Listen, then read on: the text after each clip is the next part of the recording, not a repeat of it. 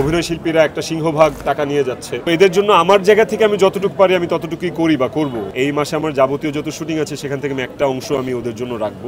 আমি যে পারিশ্রমিক নেই, আমার পারিশ্রমিকটা আমি ডিজার্ভ করি, আমি যোগ্য, সেই জন্য যে এফোর্ড করতে পারবে সে আমাকে নিবে, যে পারবে না সে নিবে না।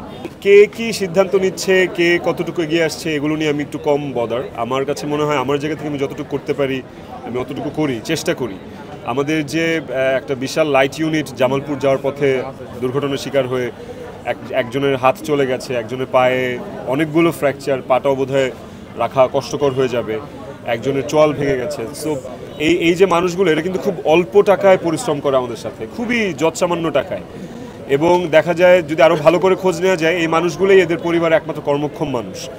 তো এদের জন্য আমার জায়গা থেকে আমি যতটুকু পারি আমি ততটুকুই করি বা করব। যে কারণে আমি পোস্ট করেছিলাম যে এই মাসে আমার যাবতীয় যত শুটিং আছে সেখান থেকে আমি একটা অংশ আমি ওদের জন্য রাখবো। চেষ্টা করছি এই ফান্ডটাকে আরও রেজ করার। মাস শেষে হয়তো আমি ওদের হাতে কিছু একটা হ্যান্ডসাম অ্যামাউন্ট পৌঁছে দিতে পারবো।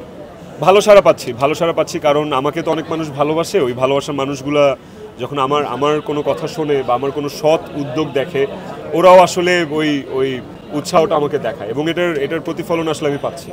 ভাই এই প্রশ্নটাই, এটা হচ্ছে এই জায়গায় আমরা একজন গুণী অভিনেতাকে দেখছিলাম, তিনি ওই অ্যাক্সিডেন্ট পরবর্তী সময় কিন্তু শুটিংটা চালিয়ে গেছেন। পরবর্তীতে তাকে কোনো প্রতিক্রিয়াও দেখাতে দেখিনি বা তাদের খোঁজখবর নিতেও কিন্তু আমরা শুনিনি। আমি গতকালকে গিয়েছিলাম ওখানে। তো এই বিষয়গুলো কীভাবে দেখেন, যে আমরা বলি যে শিল্পী বা হচ্ছে এই পুরো শুটিং হাউসের পুরো ইউনিটটাই হচ্ছে একটা ফ্যামিলি, আসলেই কি ফ্যামিলি?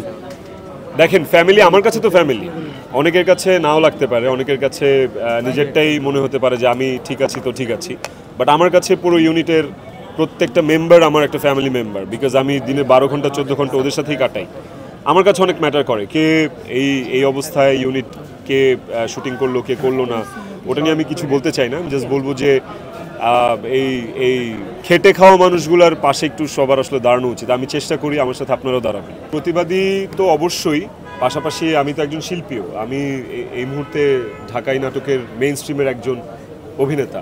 তো আমি আমারটাই যদি বলি, আমি যে পারিশ্রমিক নেই, আমার পারিশ্রমিকটা আমি ডিজার্ভ করি, আমি যোগ্য, সেই জন্য যে এফোর্ড করতে পারবে সে আমাকে নিবে, যে পারবে না সে নিবে না, তাতে কোনো আপত্তি নেই। কিন্তু একদম পুরোটাই অভিনয় শিল্পীদের উপর চাপিয়ে দেওয়াটাও ঠিক না, যে অভিনয় শিল্পীরা একটা সিংহভাগ টাকা নিয়ে যাচ্ছে।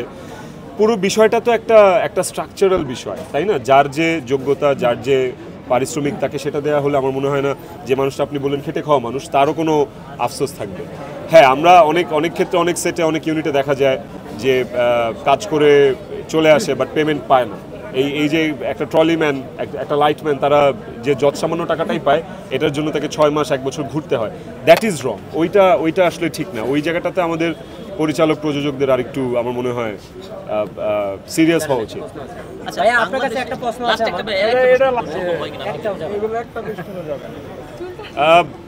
এই যে অভিনয় শিল্পী সংঘ, ডিরেক্টর্স গিল্ড বা প্রডিউসার অ্যাসোসিয়েশন, এই সংঘগুলোর আসলে দরকার আছে, সাংগঠনিক কাজের ক্ষেত্রে দরকার আছে। কিন্তু ব্যক্তি মানুষের ক্ষেত্রে সবসময় এই সংগঠনগুলো যে একদম ইনস্ট্যান্ট ভূমিকা রাখে, বিষয়টা এমনও না।